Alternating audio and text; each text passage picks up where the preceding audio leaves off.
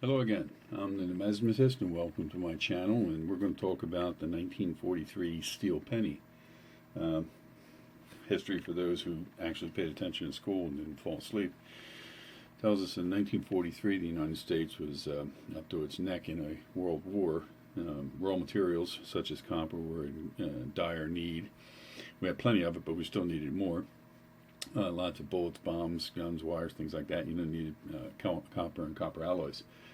So the United States Mint attempted to, help the war effort by, coming up with a new type of penny. They experimented with a lot of materials, but they settled on steel. And the problem with steel is it was a low-grade steel, and it rusted.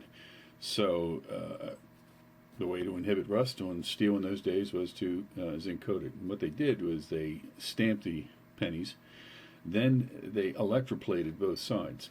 Mind you, the obverse and the reverse were electroplated, not the rim.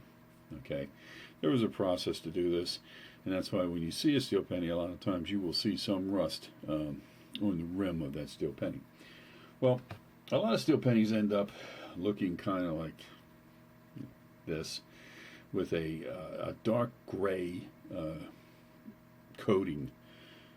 That's the zinc, and it's combined with a lot of different impurities, but really it's zinc sulfide, a compound of sulfur from handling, from sweat, from whatever. But there's also a lot of other stuff in there, because zinc sulfide is a white powder, and you'll see in some of the slides coming up, this is a dark gray, almost a black material, and that's because of the impurities that are in there.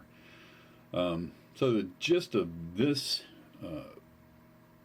little presentation is, as always, I say, penny in this condition is a 1943. It's hard to make out the details because it's so scuzzed up. I don't know what other word, corroded, you might want to say. But you can remove that. And, all the third-party graders say, oh my God, you're going to ruin the coin. I got a flash for you guys. The coin was made when they pressed the steel, and then they replated it. That's when they ruined the coin. Stop and think about it. But then again, third-party graders, they like to keep a lot of mystique into what goes on. Is it necessary to clean your coin? Yeah. Because once it starts, the process continues, and then it starts to eat into the steel once it finishes with the zinc. So what you're doing is stripping off the zinc layer, and they did that by the thousands after the war. Reprocessors would strip off the original zinc coating and put another zinc coating on there. You can tell those because the original zinc coating was by spec about 5/1000ths of an inch thick. The recoating or the reprocessing, some guys have taken it up to 15/1000ths, and you can actually see it. If you know what the hell you're doing, you can strip off the original, replate it, and submit it to PCSG and all these other yahoos, and hell, they'll call it an MS-63. Hi guys. Yeah, caught you on that one. Did that a lot of times, okay? Which is, again, why I have this big thing against third-party graders, because, I don't know, they may be experts, but you got to remember, folks, they're in it for the money. I'm in it to preserve the coin. And a coin in this deteriorated condition and deteriorating further can't be conserved. You have to conserve it. And the only way to conserve it, like it or not, pull the garbage off. Okay, it's not like silver where you can arrest it.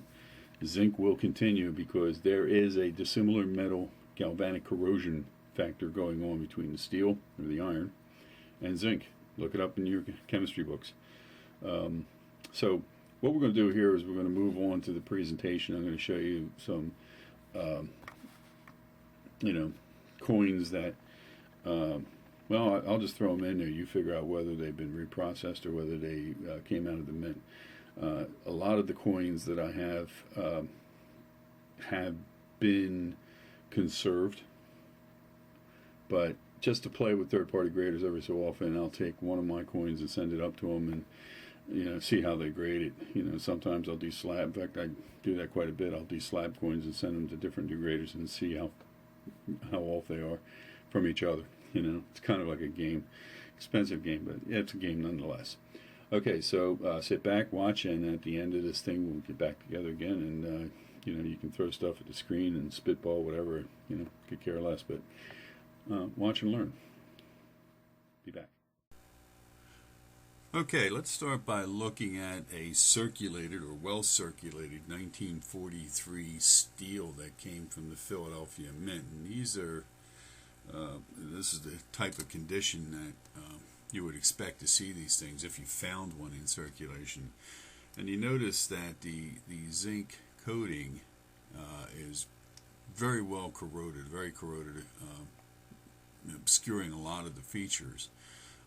These coins were not well struck, but they were functional for the time, and this is pretty much what you will get in circulation.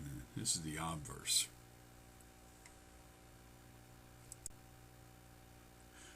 Now this is the reverse, and you can see again very corroded. You can still make out a lot of the pertinent features. The E pluribus unum is kind of obscured. I mean, it's just because of the way the light settles on it. But you can see that this penny was still in good condition, just very corroded. Let's take a look at a replated coin. This is a 1943 replated into some of the undrained eye. You would not really be able to pick it out until you flipped it over, and what becomes obvious is a gash right in the middle of the coin. This obviously was there before the plating, because it didn't dig through the plating, and it's clear when you magnify it up even greater that the gash was plated over, clearly indicating that this is a replate. This particular coin, somebody tried to hawk this off as an MS-60, basically as an original.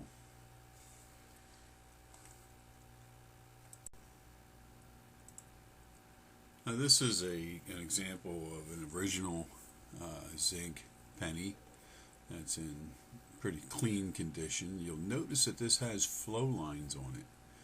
That's a real good indication that they didn't replate it, because when you replate a coin, you really cannot reproduce those flow lines. Those flow lines are from the original pressing, where the metal has actually flowed during the pressing. This is a shot of the reverse. The features are distinct, crisp, and clear, and everything is pretty much defined. And when you replate, a lot of these sharp edges and these defined edges are just blended in, mainly because they don't control the replating nicely. Let's talk about what's going on here. The coating on the coin is called quartzite, and it's a zinc sulfide crystalline compound. Little picture there shows you the molecular structure of it. Little zinc atoms and little sulfur atoms are all kind of linked together and bonded. And what goes on here when you pour the solution, the dilute solution of HCl, hydrochloric acid, the sulfur bonds with the hydrogen atoms and emits the hydrogen sulfide gas, and the zinc goes into solution, zinc chloride. Now, you're going to smell the hydrogen sulfide. It smells like rotten eggs, and it pretty much tells you what's going on there. But the bubbling effect you're seeing is the chemical reaction of the hydrogen sulfide being generated, and the discoloration of the solution eventually, if you did use the solution enough, would be the zinc chloride. Let's start with a 1943 corroded penny, and basically using a porcelain dish, I submerge it in a dilute solution of hydrochloric acid.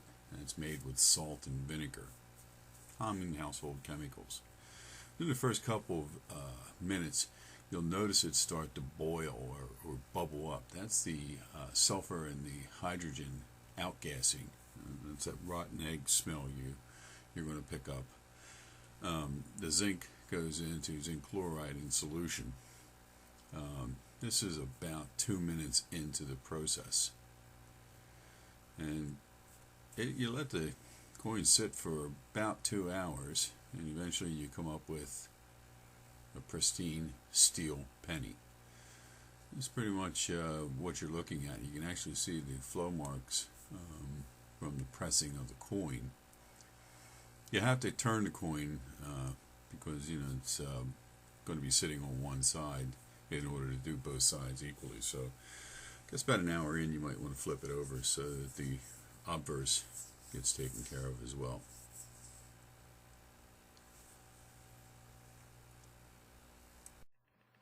All right then, so we've stripped the penny of its zinc coating and the corrosion.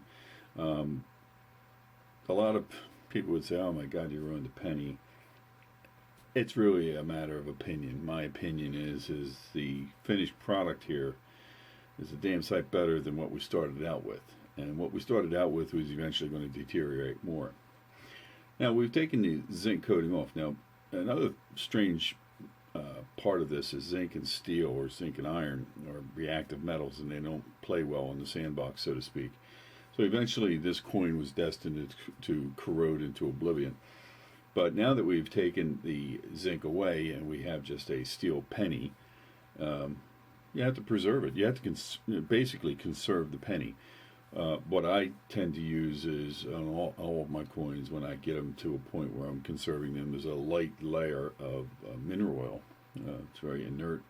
And the idea is corrosion protection 101.